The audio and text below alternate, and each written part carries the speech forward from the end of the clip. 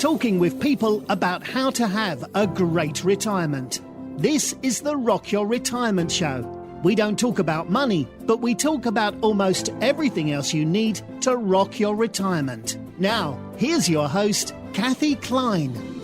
Warning, today's Rock Your Retirement Show may contain explicit information, and due to the subject matter, you may not want to listen when children are around. Hi, this is Kathy, founder of Rock Your Retirement. I started this show because there are so many things that we do not think about when considering retirement. We baby boomers have been led to believe that retirement is all about money, and it's not. Retirement is also about all the other things that you're going to need to consider when you're retired, including sex. Today, we're going to be talking with Beth Montemuro, who is a PhD and professor of sociology at Penn State University in Abington. She's the author of Deserving Desire, Women's Studies of Sexual Evolution, and is currently doing research on men between the ages of 20 and 70 about their own sexual evolutions. Beth, welcome to the show. Thank you. Thanks so much. This is a subject that is so needed among my listeners. What prompted you to study sexuality? There were two reasons why I decided to pursue this particular study. First, I've always been generally interested in gender and sexuality and how men and women learn to think about sexuality and how they become sexual beings. So I was doing a study, actually my dissertation on bridal showers and bachelorette parties. And when I was writing a book about that, I was asking women for photographs from their bachelorette parties. And some of the women said to me, no, I'm not sharing that picture with you. I don't want that picture in a book. And even when I explained it was an academic book, not that many people would see it, they still were uncomfortable. And what struck me was the women who said, I'm married now, or I'm a mom now, and I'm just not comfortable with those pictures being out there. So that made me curious about what happens when women get married or when women have babies that makes them think differently about their sexuality. And then I thought, well, what other life changes change the way that you feel about your sexuality or show your sexuality, both publicly and privately? So that's really what got me started on this study. How long did it take the study to take? Was it a year, 5 years, 6 months? Yeah, so from start to finish, I started doing interviews in 2008, and I did interviews for about 2.5 years. And so that was a long time of traveling around and talking with women about how their sexuality evolved. From then, the time that I actually wrote the book was published in 2014. So really, it's a 6-year project from the time of data collection to publication. But it was mostly an academic style book, or was this for the, because I saw it on Amazon. Yeah, so it certainly is an academic book. It's published by a university press, Rutgers University Press, but that the stories are something that I think relate to many women. Yeah, many women, many people could understand and find resonance in what these women talked about. And I hope that I presented the stories in a way that's engaging to a broader audience, not just to academics. And the women who I interviewed who've read the book communicated that they felt that their stories were told in a way that did justice to them and also was engaging. Well, thank you so much for writing it. I'm in the senior community, obviously, based on what the show is about. And I've heard different talks on sexuality. And it's amazing to me that people can be sexual even when they're gravely ill.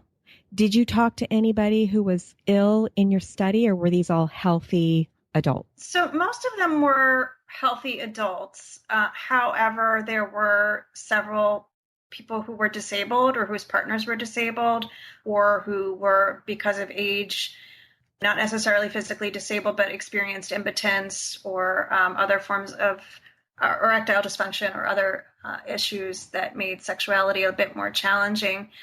But yeah, so generally they were healthy adults, but there were some people who did talk about how aging and how physical changes impacted their ability to be sexual. So when they were talking about that, did you find anything that was surprising to you, or were there any stories that shocked you? I'm sure there were stories that shocked me. I'm trying to remember if there's anything in particular that stands out. But what I'd say that I learned from that was that, sexuality is lifelong. So that even if you couldn't perform the way that you did in your 40s or 30s or 20s, it didn't mean that your desire went away. I do remember one story of a woman who had been married. She got married in her 20s, and it was a difficult marriage. She was never really compatible with her husband.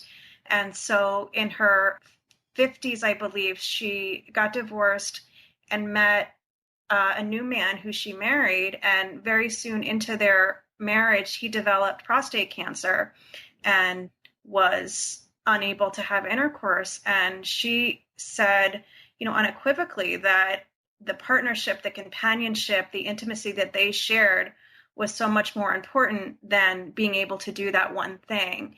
And that relationship was so much more satisfying later in life because of the respect and partnership. So yeah, that was certainly a moving and important story. Now, do you think that that's more of a feminine trait where we consider the intimacy to be more important than the sex itself? Or is that a trait that men share as well? So I don't know yet because I'm still interviewing the men, but I will say that I've been surprised with the men that I've interviewed who have expressed a very similar sentiment. I haven't interviewed that many men in their 60s yet, so that remains to be seen. But even with men in their 40s and 50s who talked about just this shifting conception of intimacy, and other research reflects this as well, that there is a change in what's important and what matters as far as sexual satisfaction and pleasure as women and men get older, at least in heterosexual relationships. And so that it's not always about, it's understanding and redefining satisfaction so that it can be touch, physical touch, it can be closeness, and it's not necessarily about climax or how it might have been defined when the same people were in their 20s or 30s. That's really a good point, because I have a lot of friends and clients who, are women. Men listen to this show too, but I would say most of my listeners are women.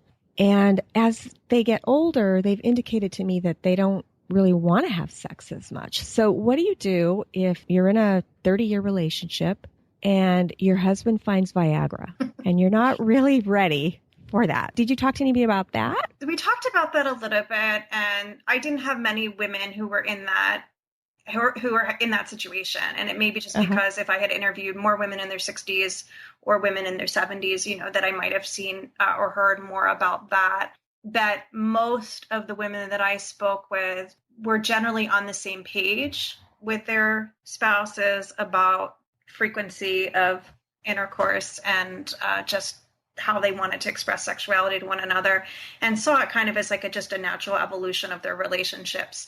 So I'm not sure. I've read some studies about that, and there's been actually some very interesting studies where they have interviewed women, wives or sexual partners of men who use Viagra, and have found that they don't enjoy it or have the same, it's not necessarily a great thing for them, because it's as they've transitioned to having less sex or just redefining the relationship, something that kind of jumpstarts it and takes it back or tries to take it back to the way that it was when they were, again, in their 20s or 30s is not necessarily welcomed at that stage. Okay, I totally understand that. Do you think that the men are doing this because they're trying to please their wives and they don't realize that maybe the wives don't want to be pleased in that way? Or do you think they're doing it because it's something that they personally want to do and they didn't think about what their wife wanted? The reason I ask is because I have noticed, I'm not a professor like you, I'm not a PhD, but I have noticed that men tend to want to please their wives. Yes. And, they're fixers, right? Yeah. They're fixers. And so they're like, ooh, we haven't had this in a while. Let me fix it, when maybe it wasn't broken. So what's the research on that? I think it's a combination of factors. And I think it's both of the things that you said. So I think it is absolutely about wanting to please their partners and about being concerned with their partners still being interested in them if they're not able to perform like they did when they were younger. So I think that you factor that in, that concern about their partners and about the stability of their relationships with their concerns about getting older and what does it mean about them if they're not able to do what in many ways defines what a man's sexuality is supposed to be, quote, supposed to be. So that I think that it's very hard to get rid of those ideologies that we have about masculinity and virility and performance.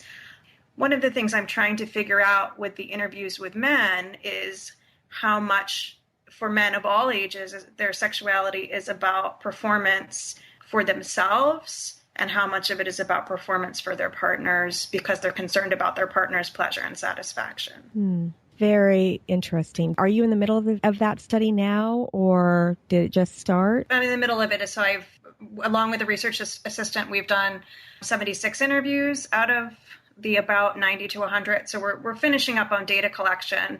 So starting to really get into the analysis of those interviews. Very interesting. How does that work when you do a study? How do you get your interviewees? Do you just put something out on Facebook, or how do people respond to a study? Well, there's lots of different ways to do it. So it was much easier recruiting women to talk about sexuality, as is probably not surprising than it has been to recruit men. But with the women, I used what's called snowball sampling. So I started with people that I know, and then I asked them for referrals. And then those interviewees referred me to other people who referred me to other people, and so on and so on. I also did I didn't post on Facebook for that study. And with that method of sampling, I found women. I also recruited at senior citizen centers, and that helped me to find women in their 60s. With men, I have been recruiting on Facebook and also trying to snowball sample, but men have been less comfortable referring other men to the study. Whereas with the women, I'd say probably 60 to 75% of the women were referred by somebody else. At this point, none of the 76 men have referred anybody else. It's really interesting. So we've also been recruiting on Craigslist and going to senior centers and trying to find men however we can who are willing to talk about their sexuality. Is it, what's the word, confidential? Yes, yeah, it's confidential. So there's no names associated with any of the stories. Okay, so if there's a man listening to this episode and you haven't ended the study yet, what's your estimated time? Because, podcasts live forever. Sure. What's your estimated time for this study to end? So I'll be writing through the next year, so till through the end of 2018 and 2016, 2017. 2018 is probably when I hope to have a book close to being published. But if I have a man who's interested in helping you out, when would the deadline be for that man to reach out to you? Probably through the end of 2016, maybe a little bit early into 2017. I certainly would encourage anybody, even if it's too late, I'd be happy to hear from somebody, and I welcome particularly men in their 60s. That's the hardest demographic to recruit. Okay. What are the ages? So the book that you wrote for women, yes. What were the age ranges for that? 20 to 68. Okay. And for men, you're looking at 20 to 70? Yeah. So it's the same age bracket. It just happened to be for the women in their 60s. The oldest woman I interviewed was 68. So yes, looking at people between the ages of 20 and 69.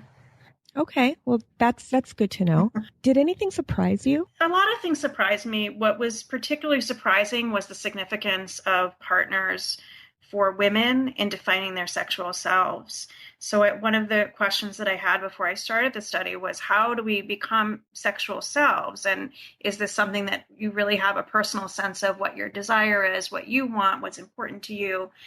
And that what I found was most of the women did not really have a strong sense of their personal sexual self, that much of it was developed as the result of interaction from their partners. So when they felt their desire was validated by a partner who was particularly encouraging of their sexual interest, that really helped them to become much more confident. So the confidence grew as the result of validation or encouragement or affirmation from partners, rather than the women becoming more confident independently and thinking about their sexual selves independently. That is really interesting. I wouldn't think that, especially in younger women. I would think that would be the case for baby boomers, but not necessarily the women that you interviewed that were younger. Yeah, and that's also something that was surprising to me, was how, while there were generational differences, that for many of the women, the younger women, that they still had that same sense of ambivalence about their sexuality, and that they sought external validation for that it was okay. It's okay for them to have to like sex. It was okay for them to want sex. It was okay for them to feel desire. So that's why I called the book Deserving Desire, right? So that women are learning that they deserve to feel, that they're entitled to feel a sense of desire, that it's okay. Do you think that this is something that's in our DNA? As a sociologist, I would say no, because, sociology focuses so much more on environment. I think that it's something that it's in our cultural DNA, perhaps, that we really teach girls this still, that there's still so many mixed messages out there about what's okay. So that while girls, teenage girls, adolescent girls, young women in their 20s are encouraged to both be sexual and not be sexual, right? To be hypersexual, to really show off their sexuality and make themselves look desirable. But at the same time, they're punished for expressing that desire, or expressing it in a way that is seen as culturally inappropriate. So, with more than one partner, or wanting sex more than their partner or their spouse or boyfriend. So to me, it's not that surprising, because of the fact that the culture gives women all these mixed messages about sexuality. And with older women too, you get mixed messages about desirability, and that we have such a youth-oriented culture and a youth-oriented focus on what's desirable, that it becomes difficult for women. So once women are in relationships where it's okay, it's socially sanctioned to have sex, then there's concerns about, well, am I still desirable because the culture tells me I'm not desirable anymore? That was one of the things that I noticed in Downton Abbey, and the head maid was getting married to the butler. One of her concerns was whether or not they were going to have sex. So I'll just tell my audience members that one of the main stars of the show was the head maid, the older woman, and she was going to marry the butler, and she was talking with the cook. She wanted the cook to go ask the butler if he expected to have sex with her. And the reason why she was concerned was because she was not a young woman. She was probably in her mid to late 60s on the show. And so it's funny that this is something that you just said was actually on a TV show. Mm-hmm. And they were showing how this was very upsetting to her. She didn't want him to see her. And he reacted in a very kind, he said, I don't care what you look like. I want to be close to you, and I expect that we are going to be close in that way once we get married. So I found that to be very interesting. Yeah. So Beth, tell me about Delia. So Delia was one of my most memorable interviewees. She was 60 at the time that I met her, and she was single at that point. She had been married twice before. But what was really striking with her was what she told me about how her sexual self-confidence developed. She was unique in that she had a mother who was open with her, who told her that sex was normal and desire was normal, and that it was okay if you weren't in a relationship with somebody that you cared about. What was really striking was when she told me about the benefit of her first marriage, even though it was a very short marriage. She got married when she was 20. And she told me that even though they were just married for 6 years, that she really learned her desire was validated in that relationship. She said that her husband had taught her how to feel not to be embarrassed by desire, and that he was more receptive when she was more interested in being sexual, and that she really became comfortable with her body as the result of that. And then she got divorced, she got married again. And in her second marriage, she was married to a man who was not that interested in sex. And so that marriage also didn't last very long because she realized from what she had learned about herself in the first marriage, how important her sexuality was to her and how much it made a difference. So now at 60, at the time that I interviewed her, she was so self-confident that she didn't feel like she needed a partner to feel good about her sexuality. Unlike most of the women I spoke with, for her, her sexuality was about her, not about a relationship. And she's dated many men of different races, younger men, older men, foreign men, and has really learned to stop caring about how other people might judge her behavior and started acting based on her own desire. So when I asked her what had changed during her 50s that allowed her to accept herself, she said she thinks that in general, by just the result of aging and maturity and having fewer responsibilities for caring for other people, that women can be more self-centered, which cultivates greater self-awareness. And so I thought that was really interesting and really striking, just about, as you shift and as your life is less about other people, it can be more about you, and you can discover more about what you want. Very interesting. Well, thank you so much, Beth. So let's see here. I want to make sure that I had so many questions for you, and now I'm thinking, I want to make sure that I don't forget anything. Tell me why you think that sex in older age is even important. Why is sex in older ages even important? I think that it is important because it's certainly that there's research that shows that it has physiological benefits, that it reduces stress, that people who are sexually active, who continue to be sexually active, are healthier, and that there's certainly the health benefits, which I'm not an expert on, but have read about, that there are those benefits. But I also think that intimacy in general is really important in relationships, and that remains important in relationships throughout your life, so that finding a way to express intimacy, whether, and when I'm saying, sex is important, I don't just mean the intercourse is important, but some type of physical intimacy is important in relationships, because it's something that you're sharing with that one person, if that's your preference, and that it's allowing you to continue to feel engaged and connected in ways that you don't with other people. So I think it really adds something to relationships. And certainly that's what a lot of my interviewees in their 50s and 60s suggested, that it helped them to feel like feeling desire in general, helped them feel more engaged with the world. That actually makes a lot of sense. So wrapping up, was there anything that you learned that inspired you? A lot of the women inspired me, certainly. I think that I was in my late 30s when I started doing the study, now in my early 40s. And so that it was very inspirational to hear about the importance of intimacy throughout women's lives and about continued desire.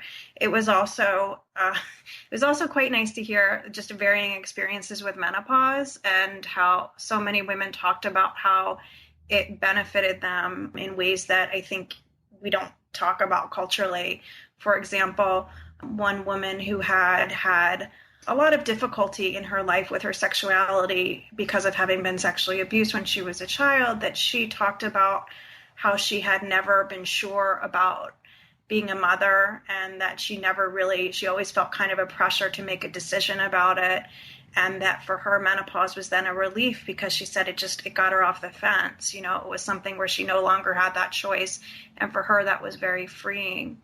And a couple other women talked about how menopause was beneficial because women who were unpartnered in their 50s and who had talked about having strong desire, that they kind of liked having something that pulled it back a little bit for them, because it was hard when they felt like teenagers but weren't teenagers, and so that they appreciated just having some type of a shift in their in their desire. But other women talked about how there was no change associated with no change in their sexuality associated with menopause. So just hearing that variety of experience rather than just hearing the story that we get, I think, from popular culture that it's all about sexual decline was very interesting to me. Well, because menopause, think about it, it's men.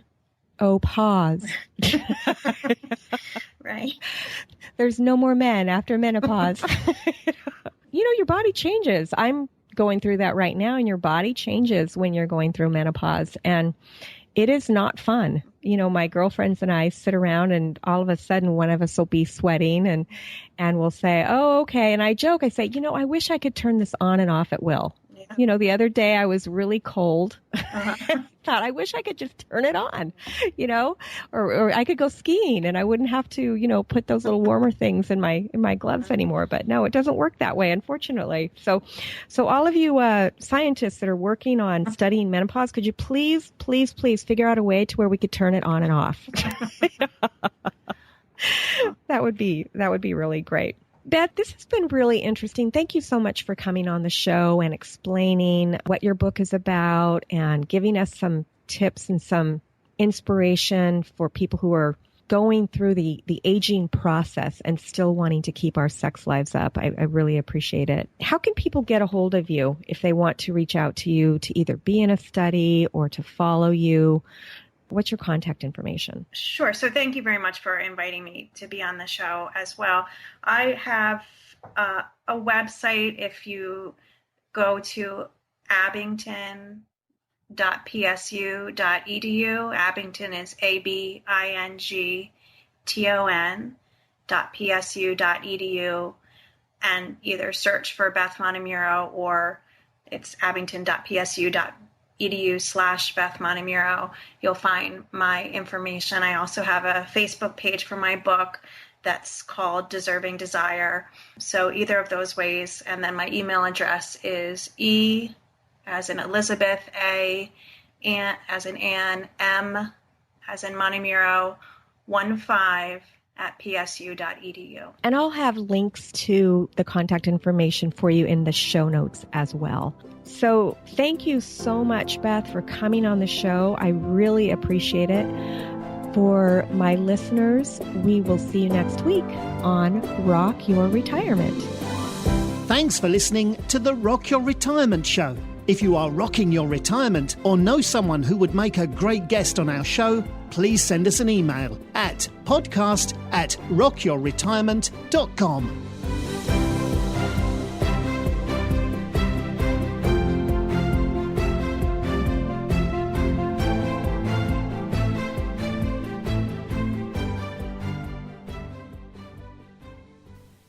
Wasn't that a great interview? I had so much fun. Guess what? You have the opportunity to win a signed copy of Beth's book, Deserving Desire. I have it right here in my hands, and if you win, I will personally mail it to you. One caveat, though, you do need to live in the United States in order to win the book. Now, how do you win? Just go to rockyourretirement.com/drawing and fill out the form. You must enter by August 12th, 2016 at 5 p.m. San Diego time. We'll be announcing the winner on Monday, August 15th through the Facebook group, and the winner will be notified by email. Oh, and by the way, when I say San Diego time, I mean San Diego, California, which is Pacific time. Good luck, everyone. I'm so excited. I hope you win. Hi, this is Kathy. When I'm not hosting Rock Your Retirement, I'm helping people with their Medicare insurance. One of the times you need to check your Medicare insurance is when you've moved. To get my free guide, 5 Things You Need to Know About Medicare When You Are Moving, just go to medicarequick.com/move. And in the meantime, listen to these cool disclosures. Neither Medicare Quick nor its agents is connected with the federal Medicare program. Medical insurance licensed in the states of California, Florida, Nevada, and Texas, and Medicare Advantage and prescription drug plan service areas vary. California Insurance License 0797566.